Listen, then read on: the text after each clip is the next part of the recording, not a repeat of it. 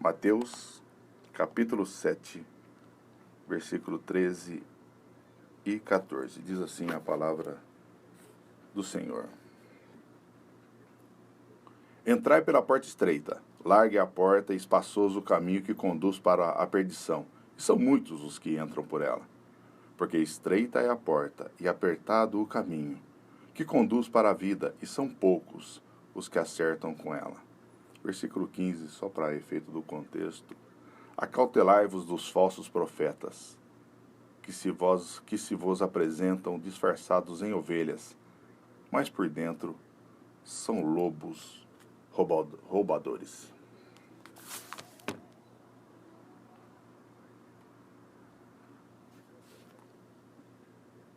E, irmãos, quando eu estava estudando essa palavra,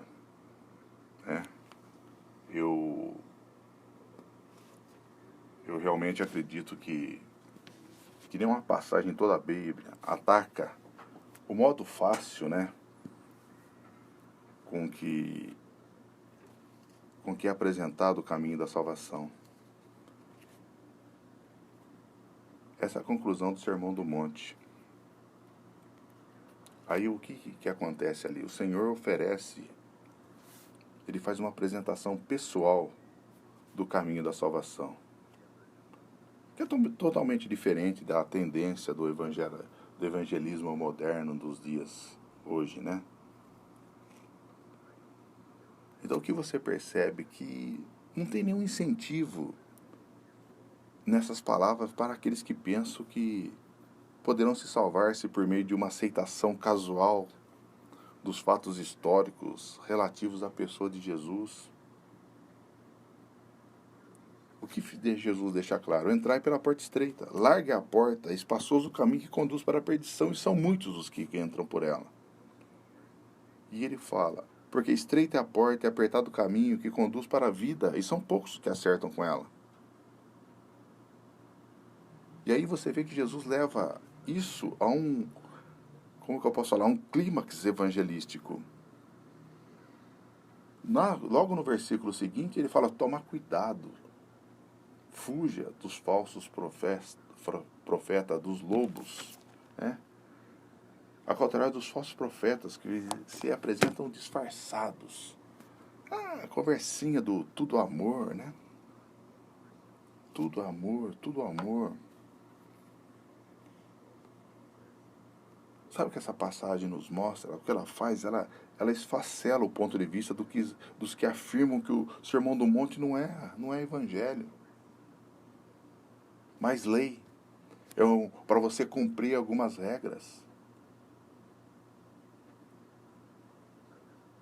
A conclusão do Sermão do Monte ela é tão maravilhosa, irmãos, que mostra realmente o que é a graça.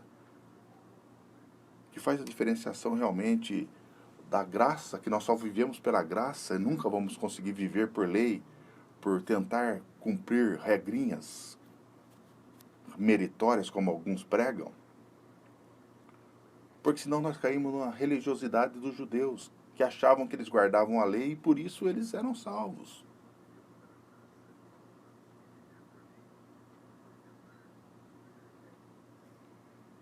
O que nós vemos ali é o evangelho puro. Um apelo tão incisivo quanto nós jamais vimos ali na Bíblia. Esses versículos nos mostram e desnudam, desmascaram a opinião de que o Sermão do Monte é um mero discurso ético, que devemos tão somente contemplar e admirar. E realmente Jesus certamente não está interessado em elogios para os seus ensinos de moral. Como alguns acham que se eles guardarem certas coisas, eles são melhor do que os outros.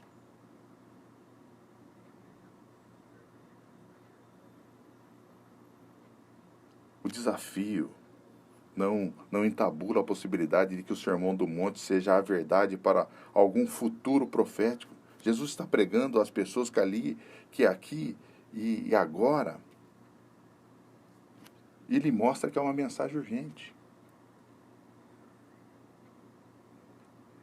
Cada um tem que fazer, inevitavelmente, uma escolha. Uma escolha que as Escrituras apresentam de diversas maneiras. Ali Jesus fala, olha, existe uma porta estreita e uma porta larga. Mas não é a primeira vez que a Bíblia mostra isso.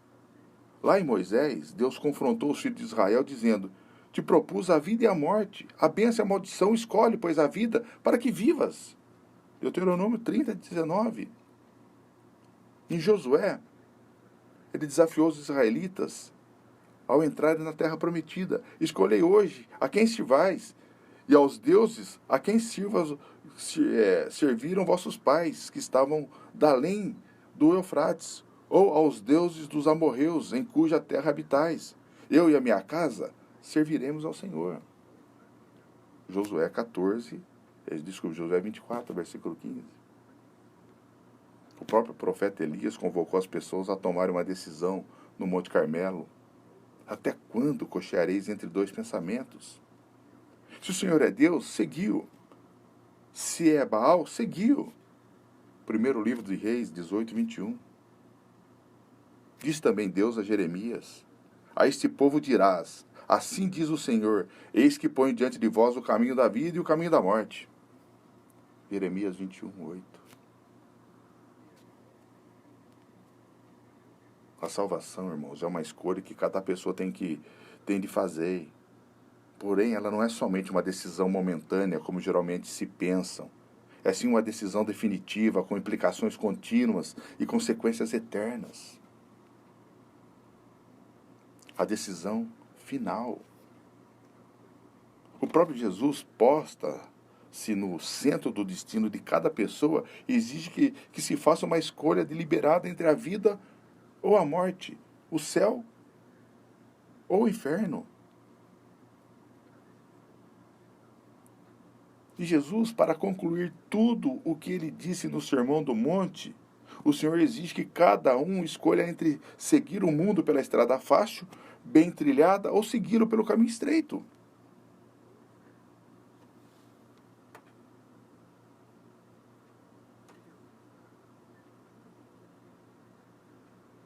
Isso, irmãos.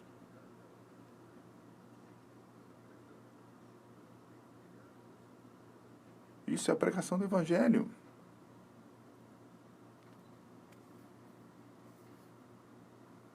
E para concluir, tudo que disse no Sermão do Monte, o Senhor exige essa escolha. E não se poderá encontrar uma apresentação mais clara do Evangelho de Jesus em toda a Escritura. Qual total dependência nós temos nele. Tem-se duas portas, a estreita e a larga, dois caminhos, o espaçoso e o apertado, dois destinos, a vida e a destruição, e dois grupos, o minoritário e o majoritário. O Senhor prossegue lá no versículo 16 e 27, descrevendo dois tipos de árvore, a boa e a corrompida, dois tipos de fruto, o bom e o mal, dois tipos de construtores, o prudente e o nécio, dois tipos de alicerce, a rocha e a areia. O que ele nos mostra? Ele deixa clara as opções. Claro. Ele exige uma decisão. Estamos numa encruzilhada e cada pessoa precisa escolher que caminho irá seguir. Duas portas, entrai pela porta estreita, diz Jesus, usando um imperativo.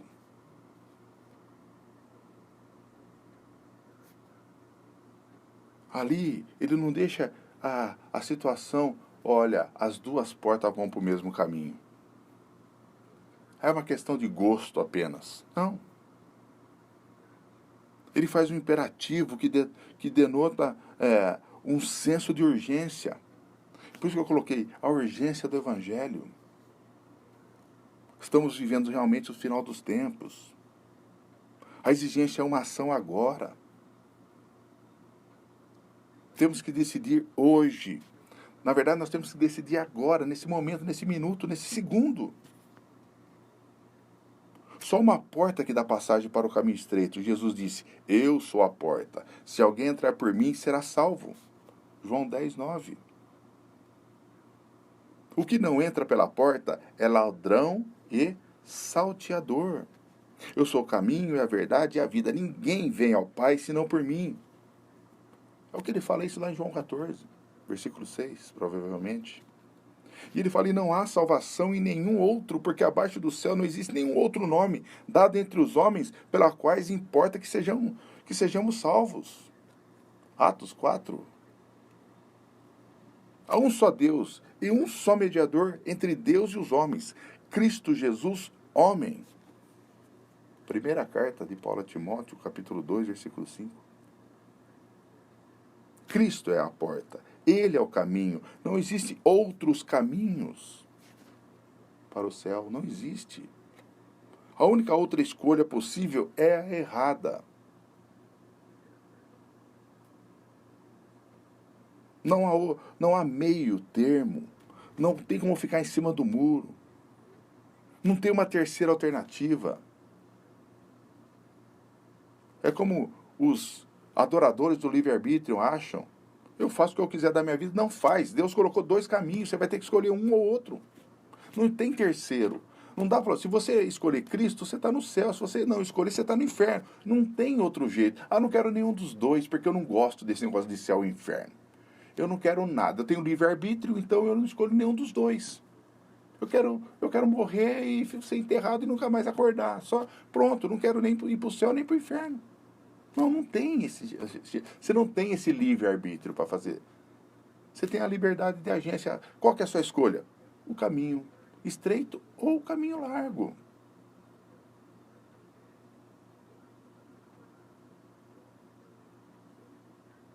Então o que Jesus deixa claro? O caminho das escolhas é simples e claras.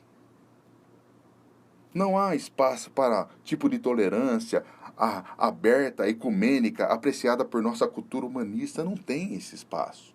O Evangelho não dá para se enquadrar. Não tem esse encaixe no Evangelho. Não tem essa terceira opção. Não tem o meu livre-arbítrio escolhendo que eu faço o que eu quiser. Não, a escolha errada é a destruição. A escolha errada é o inferno.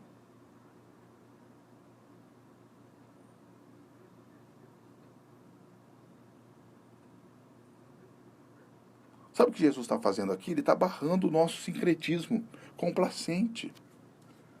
Aqui tudo, né? O que é importante é Deus. Alguns acham que todo caminho leva a Deus.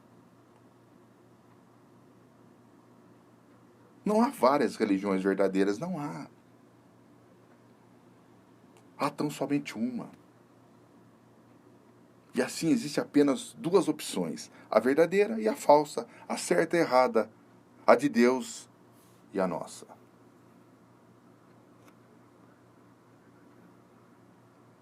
Porque todas as religiões desse mundo baseiam-se no empreendimento humano. O cristianismo humanista, eles se baseiam no empreendimento humano. Somente o cristianismo bíblico reconhece a obra divina, a obra de Cristo em favor do homem, como única base para a salvação. A morte de Cristo na cruz pagou o preço do nosso pecado. E a sua ressurreição revela que ele venceu a morte.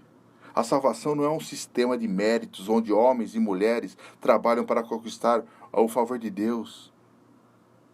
Ninguém jamais poderia realizar suficientes boas obras para ser aceitável aos olhos de Deus. Nem mesmo a lei de Moisés tornou justos os homens. Ela foi dada para nos mostrar o quão pecadores e desobedientes nós realmente somos. Romano 3, 20. Deus, por sua graça, declara justo os crentes. Deus, por sua graça, declara justo os cristãos. E os torna justo.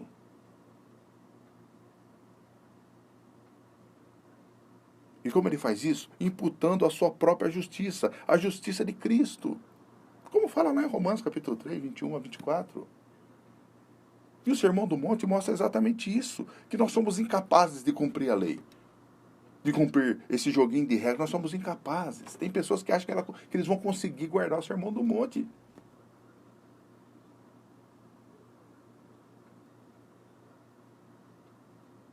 Tem um versículo, e o último, que fala assim: se você de vós perfeito, como o vosso Pai do céu é perfeito. Quem de nós é perfeito? A não ser Jesus Cristo, o nosso Salvador. Precisa ser imputada em nós a justiça de Cristo. E sendo assim, a única escolha está entre a superabundância das religiões baseada no esforço humano e a única religião baseada na obra divina. O que falam as Escrituras? Ora, ao que trabalha, ao que escolhe uma religião baseada no esforço humano. O salário não é considerado como favor, e sim como dívida. Quando você trabalha em cima dos seus próprios esforços, a religião meritória, Deus fica devendo para você. Porque você se acha bom, você se acha cumpridor de alguma coisa e merecedor.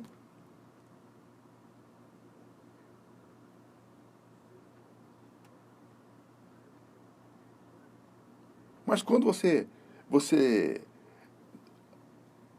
crê que aquele que justifica o ímpio, a quem se submeter-se à religião baseada na obra divina, na obra de Cristo, a sua fé lhe é atribuída como justiça. Então, o caminho estreito e o caminho largo não contrastam a religião com o paganismo. Jesus não está estabelecendo comparação entre religiões mais refinadas e mais grosseiras, e nem mesmo entre o cristianismo e a imoralidade flagrante. Sabe por quê? Porque ambos os caminhos reivindicam ser o caminho para Deus. Na porta larga, não há uma placa dizendo: entra aqui que você vai parar no inferno. Não tem. Pelo contrário, está bem grandão escrito céu. O céu aqui e o céu posterior, oferecendo 2 céus.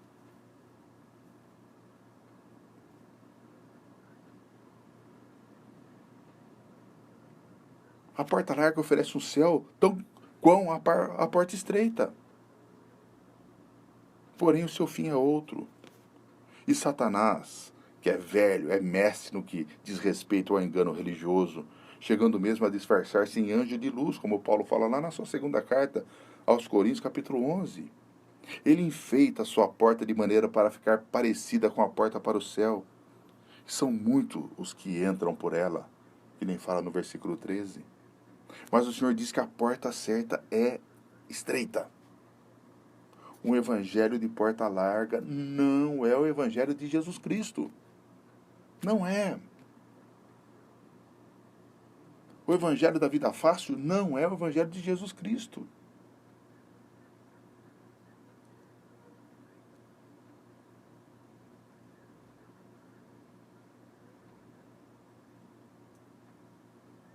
Mas o Senhor diz que a porta certa é estreita. Na verdade, vários comentaristas diriam que a melhor ilustração contemporânea dessa porta estreita é como a gente que é mais antigo, lembra da catraca de ônibus giratória, que só dá para passar um de cada vez.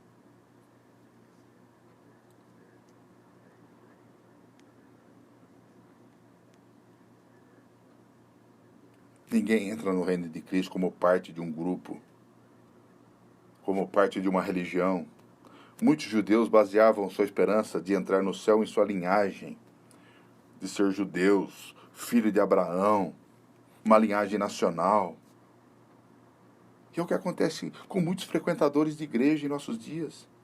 Baseia sua esperança eterna no fato de estarem afiliados a uma denominação, ou pertencerem a uma família cristã, ou por serem membros de uma igreja. O que Jesus está fazendo aqui? Refutando essa ideia. Refutando essa ideia. A porta admite apenas uma pessoa de cada vez. A salvação é intensamente pessoal. A salvação é intensamente pessoal. Não adianta ter nascido em lar cristão ou pegar uma carona na fé do seu cônjuge, do seu marido ou da sua esposa. Não. Crer é um ato individual. É a graça que Deus dá a um indivíduo. E nós sabemos que não é fácil entrar pela porta estreita.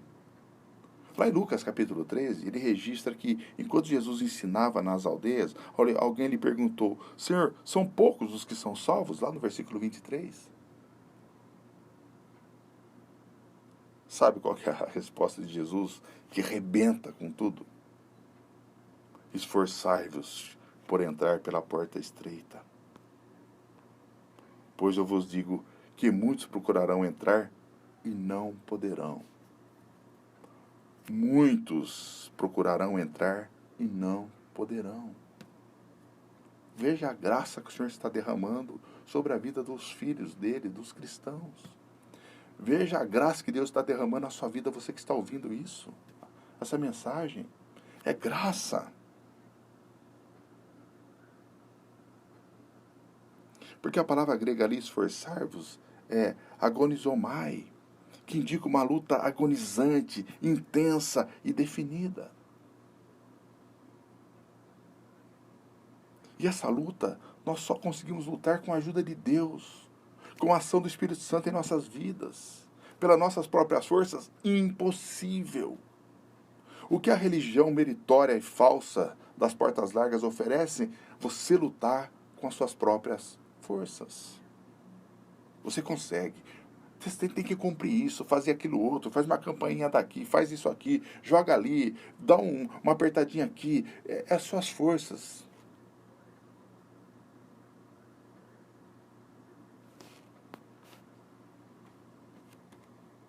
Essa palavra de uma luta agonizante é a mesma palavra usada lá em 1ª Carta aos Coríntios 9:25, referindo-se ao atleta que se esforça para alcançar a vitória. Usada lá em Colossenses 4:12, ao falar do trabalho, do labor intenso de Epáfras, lá em 1 Timóteo 6:12, referindo-se ao crente que combate o bom combate da fé. Trata-se de uma luta, de uma batalha, de um esforço extremo. E você consegue perceber isso, mais uma vez, que se você lutar pelas suas próprias forças, você vai desfalecer, você vai perder, você não vai conseguir. Por isso que é oferecida a porta larga no Evangelho de hoje, contemporâneo.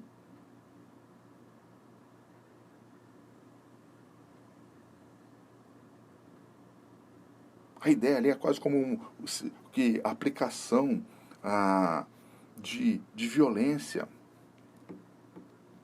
É isso, e isso é apropriado, pois entrar no reino é como entrar na guerra. Jesus disse lá em Mateus 11:12, o reino dos céus é tomado por esforço, e os que se esforçam se apoderam dele. Lucas 16 diz, vem sendo anunciado o evangelho do reino de Deus, e todo homem se esforça por entrar nele. Atos 14, Pedro escreveu, e se é com dificuldade que o justo é salvo, onde vai comparecer o ímpio? Sim, o pecador. Desculpa, lá em 1 Pedro 4,18.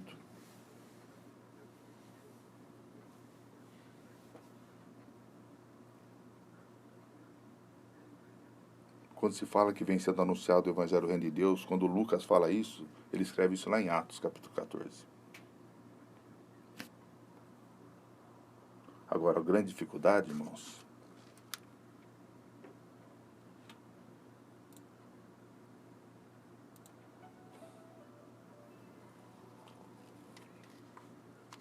é como encaixar isso no conceito moderno de que é fácil ser salvo. Que impacto isso causa sobre o ensino comum de que para alguém se tornar um crente deve simplesmente crer em alguns fatos históricos, assinando um cartão de decisão, indo à frente, levantando a mão ou fazendo uma determinada oração? É isso que as pessoas oferecem. Essa porta fácil, larga, simples. E não poderá ser que muitos dos nossos convertidos estão no caminho errado, porque tomaram o caminho largo e passaram pela porta errada. Estão nas suas decisões. Por isso que eu falo que nós precisamos do auxílio do Espírito Santo. Porque uma decisão tomada por nós mesmos, no sentido de liberdade total, é a decisão errada. Se não formos convencidos pela ação do Espírito Santo, não há chance para nós.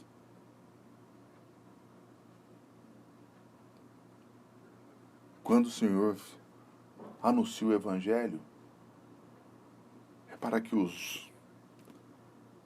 as suas ovelhas ouçam. Para que as suas ovelhas escutem a voz do seu pastor. E fala, estou indo para o caminho errado. O meu pastor não está aqui. Meu pastor não está nesse caminho.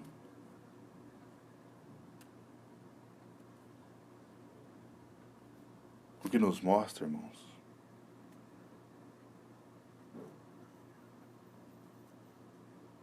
a salvação não é fácil, porque estreita é a porta, e são poucos os que acertam com ela. Sabe o que implica em dizer isso?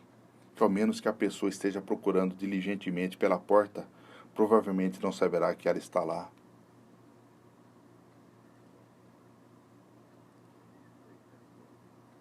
Existe dentro da Alice no País das Maravilhas, quando a Alice pergunta para o gato, né? Não sei se é para o gato, para algum ser lá daquele lugar, sobre o caminho. Aí ele pergunta para ela, você está indo para onde? Ela falou, não sei. Não, para quem não sabe, qualquer caminho é caminho. Mas Deus fala a Jeremias, lá no capítulo 29, versículo 13, buscar-me-eis e me achareis quando me buscares de todo o vosso coração. Então não se pode acomodar a mensagem de Jesus a qualquer forma barateada, de graça ou de fé fácil. O reino não é para pessoas que querem Jesus sem qualquer mudança de vida. É tão somente para aqueles que o buscam com todo o coração, para os que agonizam por entrar. Muitos dos que se aproximam da porta acabam voltando ao considerarem o preço. Para que alguém não venha a dizer que isto é salvação por esforço humano.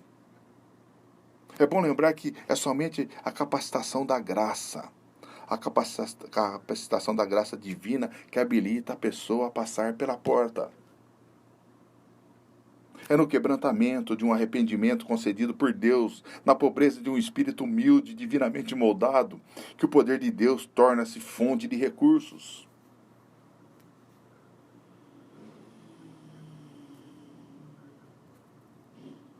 E de fato somente os que despojam de tudo podem entrar pela porta estreita. Não se pode atravessar uma catraca de um ônibus com um avalanche de malas. Não dá. Não dá. A porta estreita que Jesus descreve não é suficiente larga para os superstars que desejam entrar carregando todos os seus bens, toda a sua bagagem, toda a sua cultura, todo o seu conhecimento, todo o seu achismo, tudo aquilo que eu acredito. O jovem rico procurou até encontrar a porta, porém, quando viu que para entrar tinha que deixar tudo para trás, desistiu. Não importa quem sejamos, ou quais sejam os nossos tesouros, ao chegarmos à porta estreita, podemos contar que será necessário abandonar tudo. Tudo. Jesus não aceita menos que tudo. É isso que ele está falando. Ele não aceita 99% de mim, de você. É tudo. Ou entregamos tudo, ou deixamos tudo na porta para entrar, ou nós vamos passar pela porta larga.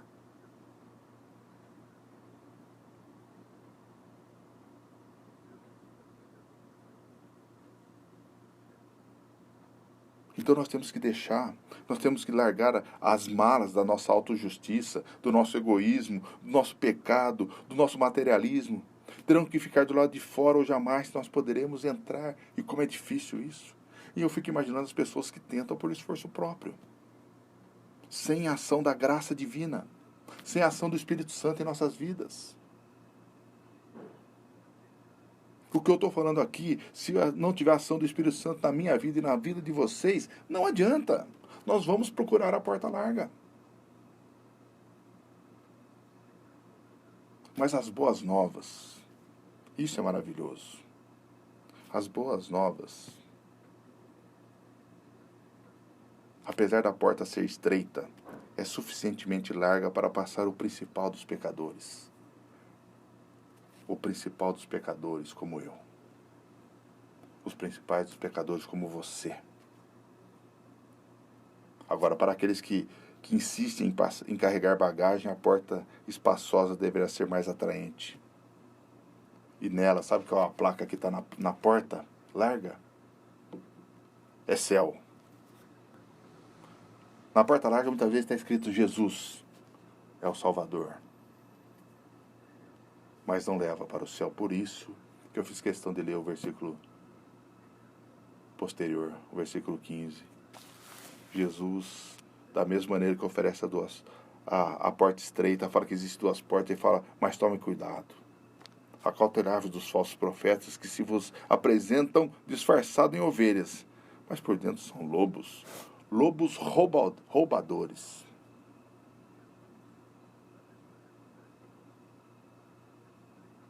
O que Jesus está falando, traça de porta, de lobos revestidos, falando que são pastores, oferecendo a porta da religião das massas. E sabe como eles acham que eles falam que Deus está presente? Porque está crescendo. Porque está indo bastante gente.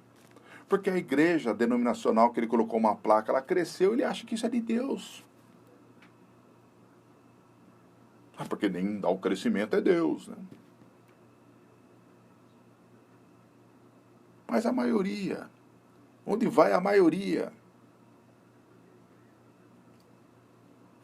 É a porta larga. Não é eu que estou falando, é Jesus. Que a maioria vai escolher a porta larga. Uma porta larga, aberta, através da qual qualquer um pode passar sem ter que se livrar da autojustiça, do orgulho, dos bens materiais, até mesmo do pecado. É a porta onde o jovem rico chega e fala assim, então como é que eu faço para a vida eterna? Ah, você tem bastante bens? Tenho, me dá 10%. Dá 10% para Deus, você entra, a porta está escancarada para você. Mas não é só o 10% para Deus que você tem que dar. Você tem que dar uma ofertinha aqui, ajudar ali. Você entendeu? Então aí você conquista Deus.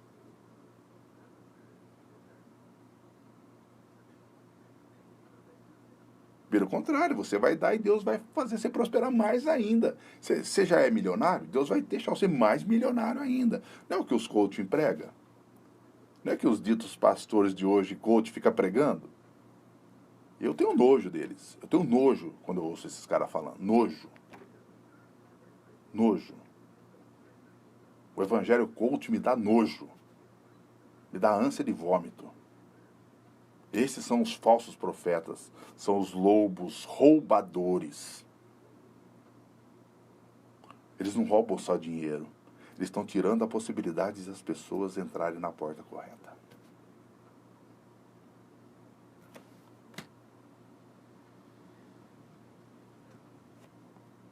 Sabe por que não há salvação para os que escolhem essa porta? Receber a Cristo não significa meramente que podemos acrescentar Jesus ao refúgio que temos acumulado, não. A salvação requer transformação total. Se alguém está em Cristo, é nova criatura. As coisas antigas já se passaram, eis que se fizeram novas. O que podia ser mais claro que isso?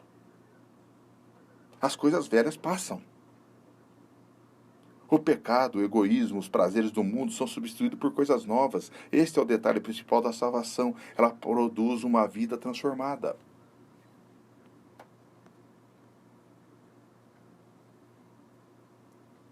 E os dois caminhos que Jesus fala, nesses versículos que nós lemos, identificam-se intimamente com duas portas. Um é larga e aberta, a outra é difícil e estreita.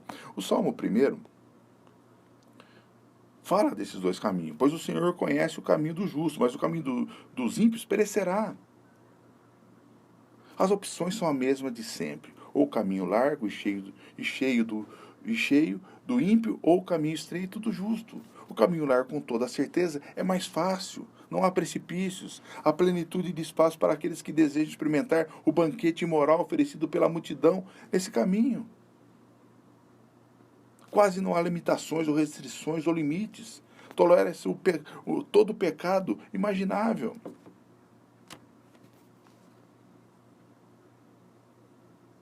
Desde que você diga que ama Jesus. Desde que você diga que vai ajudar os pobres. Desde que você seja religioso ou o que mais queira ser. Esse caminho não requer o caráter transformado. A pessoa não pode ser como um peixe que desce o rio levada pela correnteza. Na linguagem de Efésios 2:2, o curso desse mundo é o caminho que parece direito ao homem, mas afinal são caminhos de morte, Provérbio 16:25. O caminho de Deus é apertado, o caminho estreito é o que conduz à vida, nele não há espaço para qualquer desvio. Escute bem uma coisa, irmãos, que talvez choque vocês. Jesus não procura multidões. Jesus não procura multidões. Ele procura e salva indivíduos que reconhecem estar perdidos. Indivíduos que reconhecem estar perdidos. Como já vimos, o Senhor não induzia pessoas a tomarem decisões precipitadas para segui-lo, sem antes calcular o custo disso. Como é feito hoje nesses apelos de igreja. Não é apresentado o custo. Não é apresentada a porta estreita. É apresentada a decisão por uma porta larga que conduz à perdição.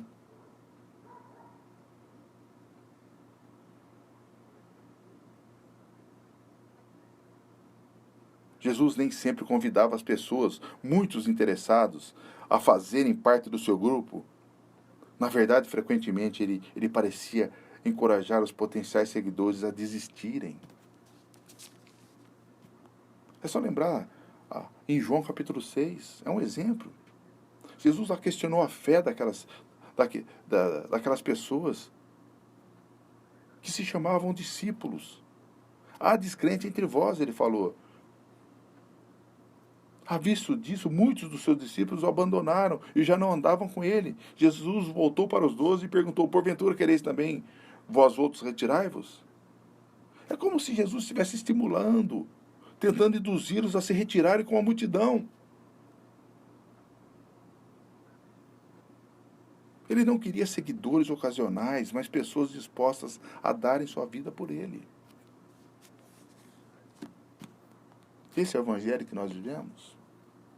Esse é o evangelho que eu vivo, o evangelho que você vive, que somos capazes de dar a nossa vida por Cristo.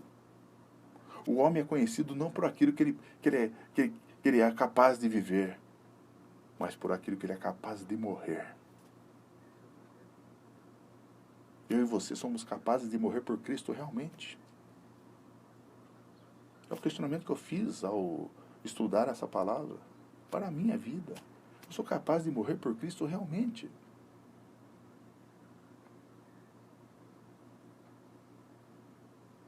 Jesus falou: se alguém vem a mim e não aborrece a seu pai, a mãe, mulher, e filhos, irmãos e irmãs, ainda a sua própria vida, não pode ser meu discípulo. E qualquer que não tomar a sua cruz e vier após mim, não pode ser meu discípulo. Assim, pois, todo aquele que dentre vós não renuncia a tudo quanto tem, não pode ser meu discípulo. Ele fala lá em Lucas 14, versículo 25, até o versículo 33. Um caminho que lhe é oferecido uma cruz para eu e você carregar. Você acha que é fácil? É fácil. Você acha que eu e você mesmo, pela nossa capacidade, conseguimos fazer isso? Alguém ofereceu uma cruz para você, você fala: tá bom, vou pegar lá. Vou sair com ela nas costas. É isso. Ou quando as pessoas oferecem bênçãos, evangelho fácil.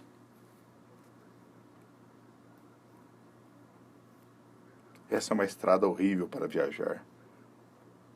É o que parece. Não é Cristo.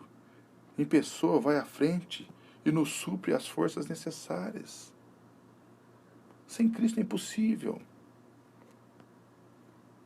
Para encerrar, irmãos, 2 destinos.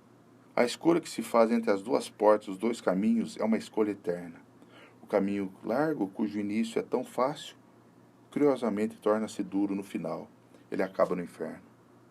O que parece tão convidativo, desse lado de cá, leva unicamente à destruição.